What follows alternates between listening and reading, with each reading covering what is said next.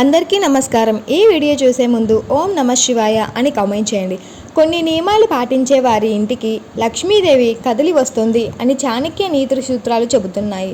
అవేంటో ఆహారాన్ని గౌరవించే వారికి, ఆహారాన్ని గౌరవించని కుటుంబానికి లక్ష్మీదేవి విలువ ఉండదు. ఆహారాన్ని వ్యర్థం చేసేవారి ఇంటికి ఆమె నడిచి రాదు. ఆహారాన్ని దేవుడిగా భావించి దానిని గౌరవించే కుటుంబానికి ఆమె అనుగ్రహం ఎప్పుడూ ఉంటుంది. వారిని ఇంటికి సంపదలు తరలి వచ్చేలా చేస్తుంది. ఆ కుటుంబాలకు ఆర్థిక ఇబ్బందులు రావు. అజ్ఞానులను పట్టించుకోకపోవడం, అజ్ఞానులు మూర్ఖులను పట్టించుకోని కుటుంబాలకు లక్ష్మీదేవి కదలి వస్తుంది. జ్ఞాన సంపన్నులు, సద్గురువులు గౌరవించే కుటుంబాలకు అమ్మవారి కటాక్షం ఉంటుంది. వారికి సంపదకు ఏ లోటు లేకుండా చూసుకుంటుంది. అష్టైశ్వర్యాలతో ఆశీర్వదిస్తుంది. భార్యాభర్తల మధ్య సఖ్యత ఉన్న ఇంటికి లక్ష్మీదేవి వచ్చేందుకు ఇష్టపడుతుంది. దంపతులు నిత్యం గొడవ పడే ఇంట ఉండేందుకు ఆ లక్ష్మీదేవి ఇష్టపడదు.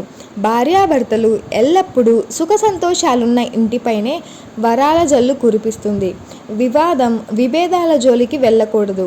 వివాదాల్లో తలదూర్చి వాటిలో తలమునకయ్యేలాగా అలా చేసేవారికి, విభేదాలకు తెరలేపి వాటిలో స్వార్థాన్ని ప్రోత్సహించేవారు, విద్వేషాలను రెచ్చగొట్టి రాక్షస ఆనందం పొందేవారికి లక్ష్మీ కటాక్షం ఉండదు.